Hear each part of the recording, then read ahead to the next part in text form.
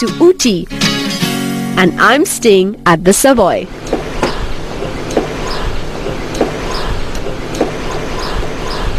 Good afternoon, welcome to Task. Thank you. The daydream goes on as I reach. It's not just a picture postcard. It's like a sepia-tinted photograph found tucked into a favorite book. This place has some real colonial charm, and I'm told some pretty fantastic history.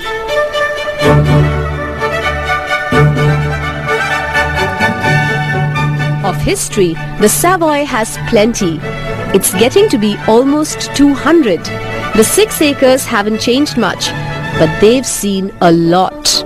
Is it lèse-majesty to say that the Queen of the Blue Mountains, Ootacamund, may have lost some of its early grandeur, but the Savoy is a museum dedicated to preserving its past glories.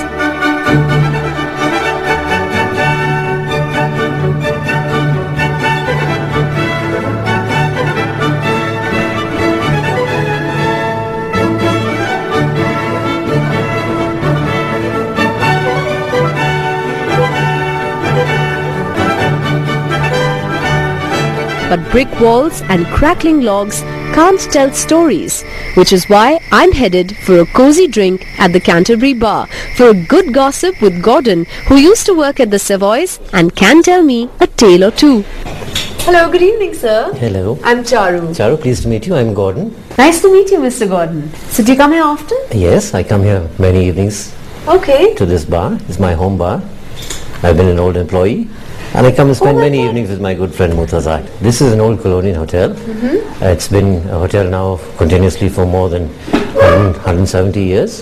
It was built around 1830. It was built by the British, and they ran it for a few years before it was handed over to the Taj. And they're maintaining a very good standard. I'm sure you'll be comfortable staying here. Yes, I'm enjoying myself completely. So sir, I've heard a lot of stories about English people who come back to Ooty to discover their roots somehow, because either they've spent their childhoods here or they've got grandparents who are buried here. Yes, Sharu. Actually, during the colonial times, the entire government shifted from Madras to Ooty for a span of 6 months because it was too hot down below for the summers. So we have many people who have settled back home in Britain or Canada or wherever, who remember their days maybe as little children here, where they first started schooling, and then they are grandchildren of the people who had lived here, and they've heard of the stories, and they know that their forefathers have been buried here and whatever.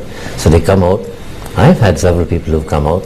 That day, one of the most funny ones I had, one lady came to me and said, Gordon, I used to come here every summer with my mother and father as a little child, and I remember they take us out for a picnic, and there was a spot where there was a stream which would run uphill.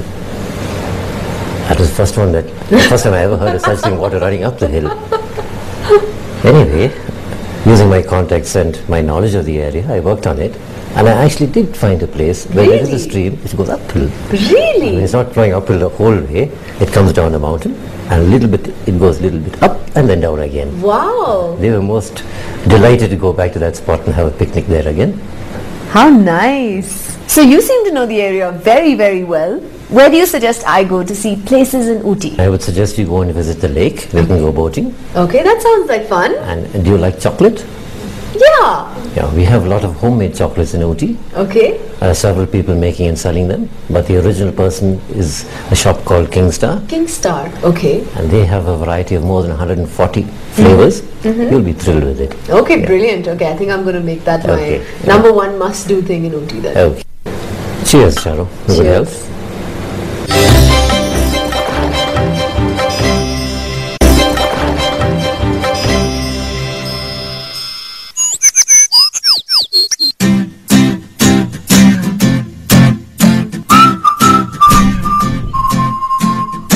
Lemon bright sunlight, a cool, crisp breeze, and a crunchy red carrot. It's a brand new day, ripe for the picking, and I'm doing my digging, choosing, nipping, and cutting.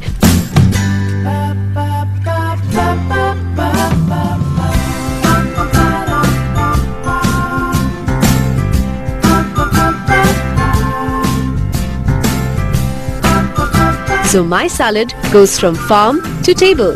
How's that for fresh? My colorful salad? Now in good hands.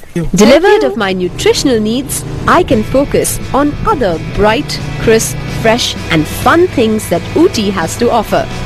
Alright, now things are picking up. Need for speed! Paikara Lake lies off the beaten waterways, just a few kilometers from the main city. But it feels like you fell off the earth as you skim wind and water in a speedboat. Awesome! Woo! It may not be dignified, staid or colonial, but sometimes the plot just has to move with the times. Oh, so sad. It's over. It's only 10 minutes in a speedboat, but it is so worth it. I'm so thrilled right now. Got my chills and thrills on the speedboat, and now I need to feed on chocolate, my major addiction. I found it. Homemade chocolates in Ooty are a big craze, and I have heard a lot about this one. Making chocolates by hand, the slow, old-fashioned, time-consuming way, makes them more than fit for consumption. I'm Vivek. I've heard a lot about your store. We've been making chocolates for 70 years now. 70 years? Yeah. Now that's a colonial legacy I'm glad we got stuck with. These lovingly made chocolates are somewhat like Ooty itself, with its tough urban shell, but soft and sweet and natural at the center. Almond clusters. This is the cranberry. This is a very exclusive item. Arey wah. So how did chocolate making come to Ooty? When the Britishers came down to India, they had the Ooty as their summer capital. So they used to come down here and make chocolates. And my grandfather, he learnt it from them. Learned it from them? Yeah. Brilliant. So you have some real classic recipes here? Yeah. These are all the very classic items. Fantastic.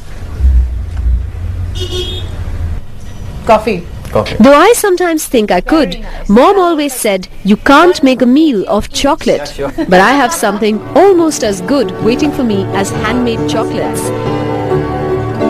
Hand-picked salad.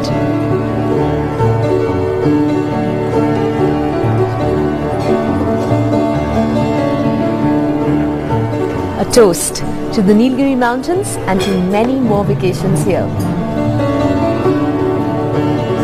Now I'm ready to turn a new leaf, a fresh beginning to a fulfilling end. That's my love story with Ooty.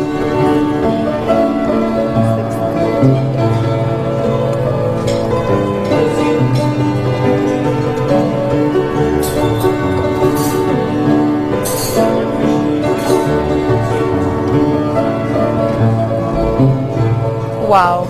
It looks great, it smells delicious. I cannot think of a better way to wrap up my holiday.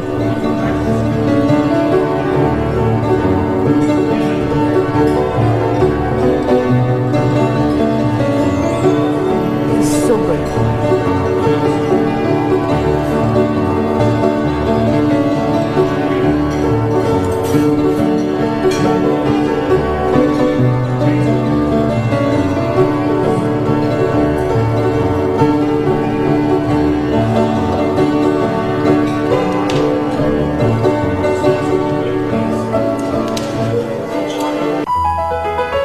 Before I can go, I need a bookmark, so I can always pick up this lovely lilting Nilgiri story just where I'm leaving it.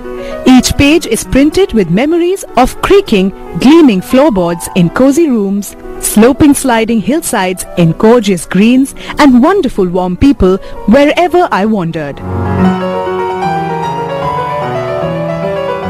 And as I slip my postcard, which captures the magic of Taj Savoy as it used to be many years back, through this nostalgic Victorian mailbox,